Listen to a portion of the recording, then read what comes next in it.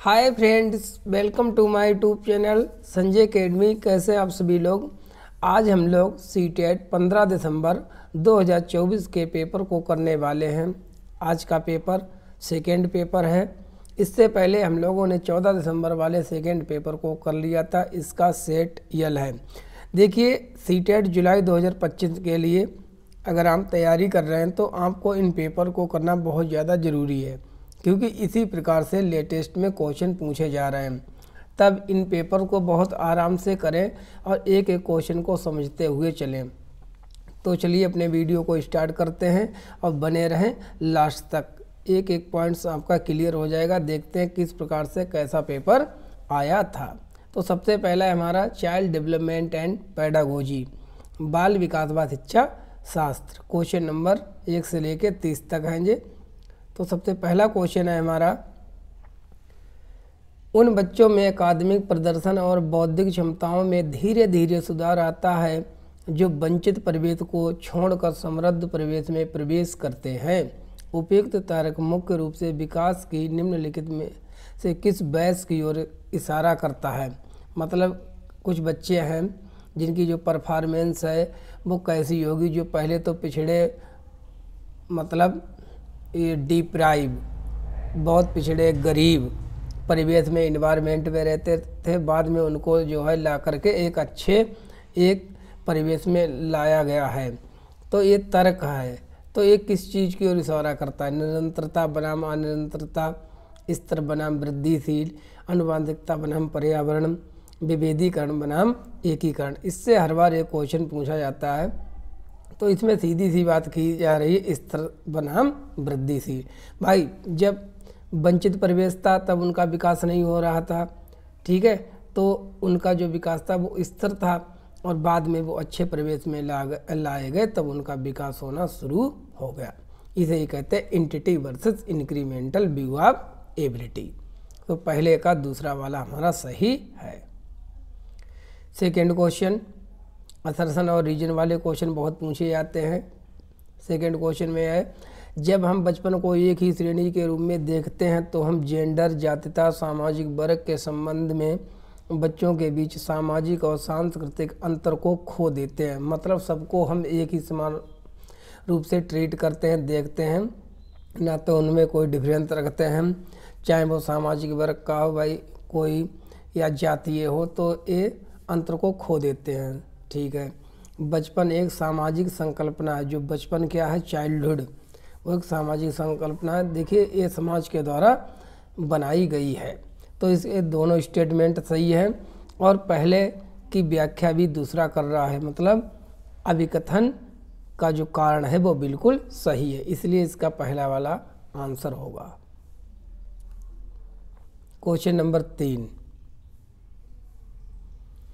निम्नलिखित में से कौन सा कारक जीन पियाजे द्वारा प्रस्तावित संज्ञान में परिवर्तन के कारकों में से नहीं है। ये निगेटिव क्वेश्चन है, ध्यान रखना। नहीं वाला हमको बताना है, सही वाला नहीं बताना है।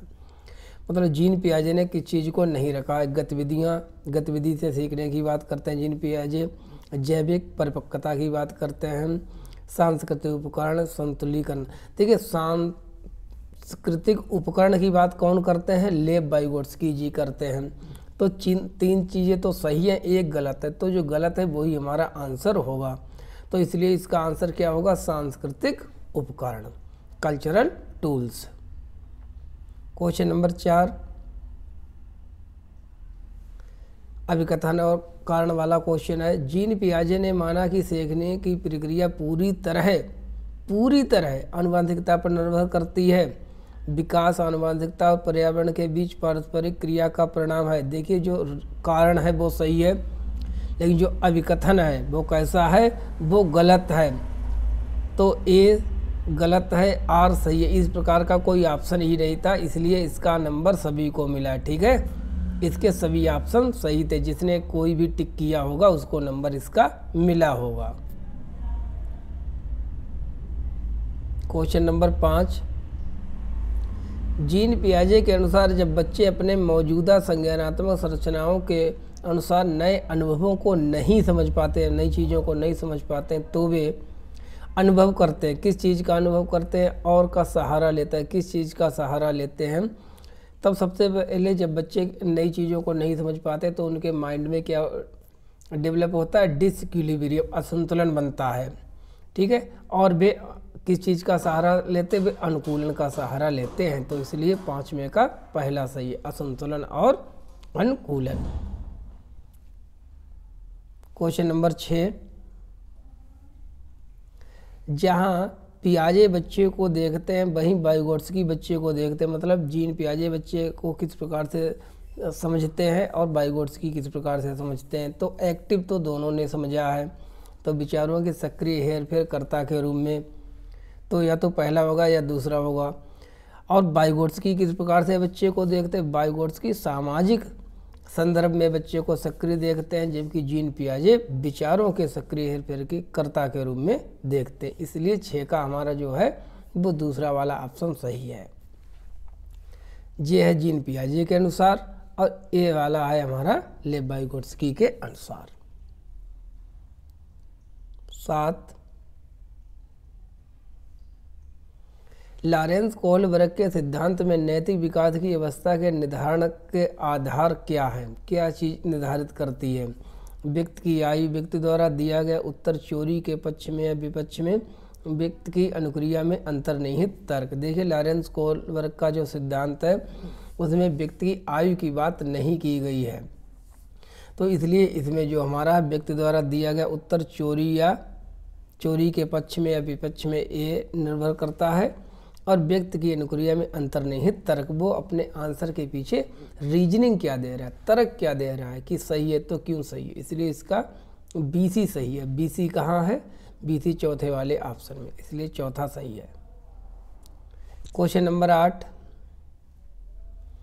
लेव वाइगोट्स्की के अनुसार संज्ञानात्मक विकास के मायने हैं। लेव वाइगोट्स्की के अनुसार संज्ञानात्मक विकास क्या है? मनोवैज्ञानिक उपकरणों के उपयोग में महारत हासिल करना, मास्टरी ओरिएंटेड। पर्यावरण के अनुकूल ढलना सीखना, संज्ञानात्मक द्वंद्व पर प्रतिक्रिया को पहचान पाना, योजनाओं को सुसंगत संपूर्णता में संगठित करना। तो जीन पियाजे ने किस चीज़ की बात की है? मनोवैज्ञानिक उपकरणों के उपयोग में महारत हासिल करना। तो 8 में का पहला सही है। क्वेश्चन नंबर 9,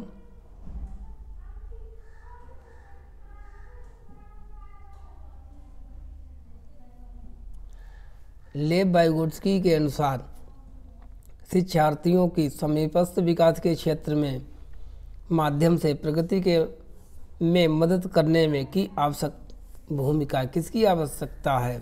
समीपस्थ विकास के लिए, ZPD के लिए। तो इसके लिए भौतिक पर्यावरण, अधिक जानकार, अन्य परिपक्वता, सकारात्मक सुशुद्धिकरण। तो इसके लिए आपको सिखाने के लिए समीपस्थ विकास के लिए सबसे अधिक आवश्यकता किसकी होती है? होती है MKO की, मोर नॉलेजेबल अदर। जो आपसे अधिक जानता है वही आपको सिखा सकता है। इसलिए 9 का सेकेंड वाला सही है। क्वेश्चन नंबर 10, हार्वर्ड गार्डनर ने प्रस्तावित किया कि बुद्धि, इससे हर बार एक क्वेश्चन पूछा जाता है, हार्वर्ड गार्डनर के अनुसार बुद्धि क्या है? बुद्धि को अलग अलग प्रकार से विभाजित किया जा सकता है। केवल आनुवंशिकता से प्रभावित होती, वातावरणीय कारकों से नहीं, प्रमुख रूप से याद करने और रटने के बारे में होती, मुख्य रूप से भावनात्मक अधिगम के बारे में होती। तो बुद्धि क्या है? हार्वर्ड गार्डनर के अनुसार बुद्धि को अलग अलग प्रकार से विभाजित किया जा सकता है। इन्होंने 8 प्रकार की बुद्धि बताई है अपनी बुक में द फ्रेम्स ऑफ माइंड में। क्वेश्चन नंबर 11, प्रगतिशील शिक्षा क्या है? शिक्षा के प्रति एक दृष्टिकोण जो अनुशासन और रट्टा मारने पर जोर देता है, गलत। शिक्षा के प्रति दृष्टिकोण जो व्यक्तिगत शिक्षा और छात्र केंद्रित शिक्षाओं पर जोर देता है। तो इसमें हमारा सेकेंड वाला ही सही है। क्वेश्चन नंबर 12,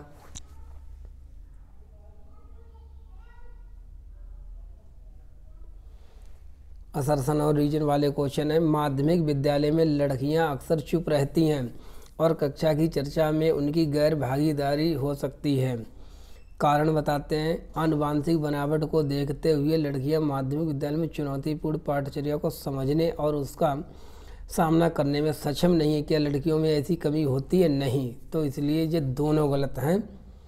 देखिए, अगर आपको असर्शन और रीजन वाले क्वेश्चन करने में कठिनाई होती है तो इस पर मैंने 2 वीडियो बनाए हुए हैं जिनमें टॉप 50 क्वेश्चन कराए हैं। उनसे ही आपके हर बार फंसते हैं।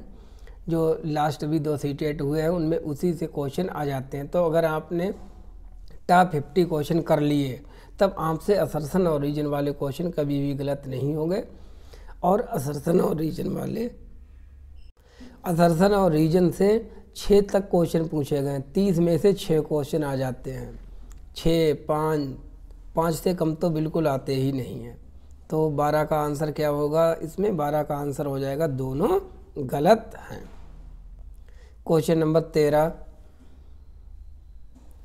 मूल्यांकन की प्रकृति होनी चाहिए और मूल्यांकन होना चाहिए। मूल्यांकन कैसे, मूल्यांकन की प्रकृति क्या होनी चाहिए, नेचर कैसा होना चाहिए? तो मूल्यांकन का नेचर हमेशा गतिशील होना चाहिए और मूल्यांकन का कार्य होना चाहिए प्रामाणिक कार्यों पर आधारित होना चाहिए। तो 13 का पहला। Question number 14, अभिकथन। ऐसा उपयुक्त माना जाता है कि अधिगम के लिए आकलन करते समय मानकीकृत परीक्षणों पर निर्भर नहीं करना चाहिए। बिल्कुल सही है।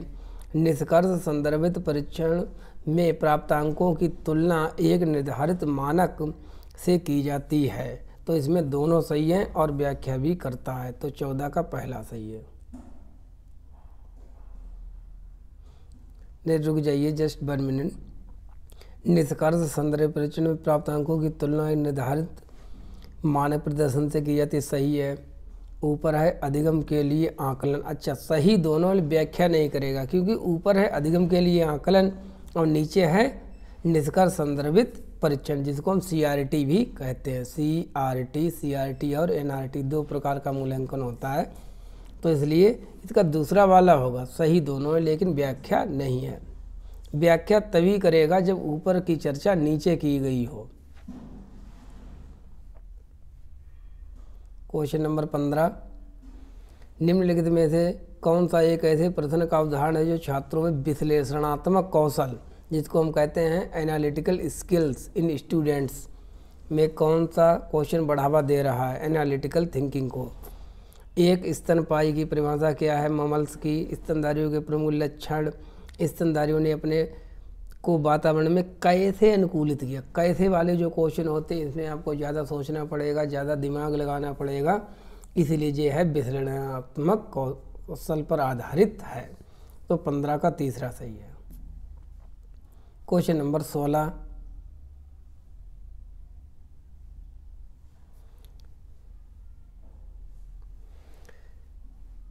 फिर आ गया असर्शन और रीजन वाला। एक समावेदी कक्षा विभेदित निर्देश का पालन नहीं करती है। क्या समावेदी कक्षा ऐसा करती है? कभी नहीं करती है। कारण, समावेशन एक नीति है जो एक जैसे सीखने के लक्ष्यों, रणनीतियों और मूल्यांकन विधियों को प्रदान करके समान अवसरों पर जोर देती है। तो पहला तो गलत है। दूसरा क्या, समावेशन नीति जो सीखने के एक जैसे सीखने के नहीं, अलग अलग सीखने की बात करते हैं। तो इसलिए इसका चौथा आंसर हो जाएगा। दोनों इसमें गलत हो जाएंगे। 16 का चौथा, दोनों गलत हैं। क्वेश्चन नंबर 17, व्यक्ति प्रथम भाषा का उपयोग जैसे कि अधिगम अक्षम छात्रों के बजाय अधिगम अक्षमता वाले छात्र के संबोधन का उपयोग करना अक्षमता से जोर हटा देता और समावेशन की सच्ची भावना में सही नहीं है। समावेशन के मानवाधिकार दृष्टिकोण के अनुरूप है।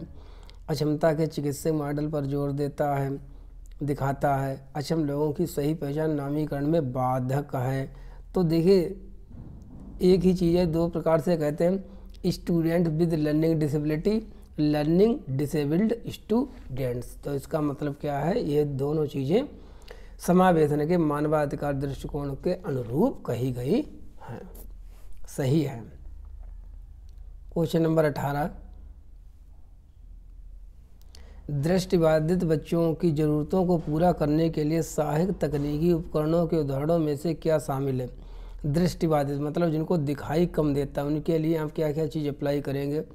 वैकल्पिक कंप्यूटर इनपुट, ब्रेल एम्पायर और प्रदर्शक, वाक्य पहचान सॉफ्टवेयर, भाषण से पाठ और सांकेतिक भाषा का प्रयोग। आप क्या करेंगे? तो देखिए एक चीज़ तो क्लियर है, सांकेतिक भाषा का प्रयोग हम किसके लिए करते हैं? जिनको सुनाई नहीं देता उनके लिए सांकेतिक भाषा का प्रयोग करते हैं। तो डी तो आप होगा ही नहीं, तो डी जहाँ पर है उसको काट दीजिए, ठीक है, डी होगा नहीं। अब वैकल्पिक कंप्यूटर इनपुट, इसका भी प्रयोग करेंगे। ब्रेल एम्बॉसर एंड प्रदर्शक, इसका भी प्रयोग करेंगे। और वाक्य पहचान सॉफ्टवेयर, तो इसका हो जाएगा हमारा पहला वाला ऑप्शन सही। ए बी सी तीनों इसमें सही है। क्वेश्चन नंबर 19, स्वलीनता वाले विद्यार्थियों के समावेशन का समर्थन करने के लिए ऐसा उपयुक्त माना जाता है। स्वलीनता का मतलब होता है जिसको हम कहते हैं ऑटिज्म, जो लोग रिकरिंग एक्शन करते हैं, जिनके सोशल रिलेशन ज़्यादा अच्छे नहीं होते हैं, उपयुक्त माना जाता है। दृश्य संबंधी मदद संकेत देने से बचना चाहिए। कक्षा का वातावरण ऐसा बनाना चाहिए जो विद्यार्थियों के लिए अति उत्तेजक हो, या अध्याक्षिक दिनचर्या का प्रयोग करते हुए एक अव्यवस्थित विन्यास की रचना करनी चाहिए। ठोस शाब्दिक और सुसंगत भाषा का प्रयोग करना चाहिए। तो ऑटिज्म वाले विद्यार्थियों के लिए ठोस शाब्दिक सुसंगत भाषा का प्रयोग करना चाहिए। तो 19 का चौथा सही है। क्वेश्चन नंबर 20, कक्षा में प्रतिभाशाली और रचनात्मक बच्चों की ज़रूरतों को पूरा करने के लिए क्या महत्वपूर्ण है, क्या करना चाहिए? उन्हें सीखने की प्रक्रिया में व्यस्त रखें और उनकी दिलचस्पी बनाए रखें, बिल्कुल सही है। Keep them engaged and interested in the learning process, तो पहला ये आंसर हमारा हो गया, आगे हमको जानने की ज़रूरत नहीं है, ठीक है। तो इसका हो जाएगा 20 का पहला। इसके आगे चलते हैं, क्वेश्चन नंबर 21, कक्षा में छात्रों की सफलता से शिक्षिकाओं को किस प्रकार निपटना चाहिए? मतलब एक बच्चा जो फेल हो गया है, जो बच्चे फेल हो गए उनके लिए क्या करना चाहिए? अगर आप एक टीचर हैं, अपनी खुद की शैक्षणिक रणनीतियों का आलोचनात्मक परीक्षण करें, अपने आप खुद में देखें कि क्या ऐसी आपकी कमी रही जिसके कारण बच्चे फेल हो गए, ना कि बच्चों में कमी को निकालें, ठीक है। तो इसको ही कहते हैं by critically examining their own pedagogical strategies. तो 21 का इसलिए हमारा पहला वाला सही हो जाएगा। क्वेश्चन नंबर 22, क्वेश्चन नंबर 22 है हमारा, संरचनावादी अधिगम में पूर्व ज्ञान की क्या भूमिका होती है? इन्हें कंस्ट्रक्टिविस्ट लर्निंग, पूर्व ज्ञान सीखने की प्रक्रिया में बाधा बन सकता है? नहीं, पूर्व ज्ञान बाधा नहीं बनता है कभी भी। संबंध बनाने और नए अधिगम को सुगम बनाने के लिए पूर्व ज्ञान महत्वपूर्ण है। तो इसलिए 22 का जो है दूसरा सही है, क्योंकि जब बच्चों को पूर्व ज्ञान से आप नए ज्ञान को जोड़ देंगे तो बच्चे आसानी से किसी भी चीज़ को सीख जाएंगे। क्वेश्चन नंबर 23, पेपर टफ तो नहीं है ज़्यादा लेकिन लेंथी है। एक संरचनावादी कक्षा में शिक्षक छात्रों को स्वनिर्देशित सेल्फ रेगुलेशन शिक्षार्थी बनाने में कैसे सहायता कर सकते हैं? इसीलिए आपको ज़्यादा से ज़्यादा अभी से प्रैक्टिस करनी है हमारे साथ, क्योंकि पेपर लेंथी आता है। इसको इतनी अच्छी प्रकार से आपको कॉन्सेप्ट पढ़ लीजिए कि देखते खन आप आंसर निकाल लें। स्वनिर्देशित शिक्षार्थी बनाने में कैसे मदद कर सकते हैं? छात्रों को एक दूसरे से बेहतर प्रदर्शन करने हेतु प्रेरित करने के लगातार प्रतिपुष्टि और ग्रेड प्रदान करने, नहीं ग्रेड प्रदान करने की बात इसलिए गलत हो गया। सभी सीखने के कार्यों के लिए स्पष्ट लक्ष्यों उद्देश्यों को निर्देशित करके छात्रों को अपने स्वयं के सीखने की जिम्मेदारी लेने और स्वनियमन कौशल विकसित करने के लिए प्रोत्साहित करके, ठीक है। तो इसलिए 23 का हमारा तीसरा सही है। क्वेश्चन नंबर 24,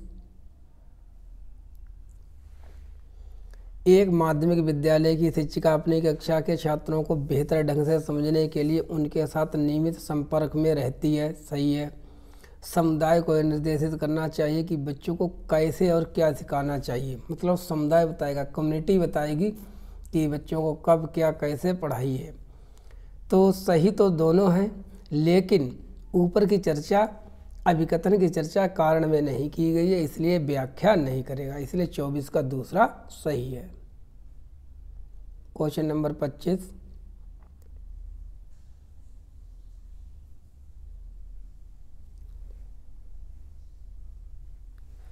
शिक्षार्थियों के समस्या समाधान कौशल को उन्नत करने के लिए शिक्षकों को प्रोत्साहित करना चाहिए और शिक्षार्थियों के बीच चिंतन को बढ़ावा देना चाहिए। शिक्षार्थियों समस्या समाधान कौशल को उन्नत, शिक्षकों को क्या करना चाहिए? विश्वास, दृढ़ता, पारस्परिक, कार्यात्मक स्थिरता, अपसारी, साधन, अंत विश्लेषण, अभिसारी, मौखिकीकरण, दृश्यात्मक।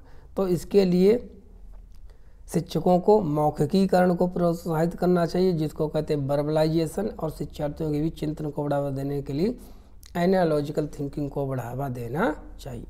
तो 25 का हमारा चौथा सही है। क्वेश्चन नंबर 26, अन्वेषण अधिगम में छात्र, जिसको कहते हैं डिस्कवरी लर्निंग।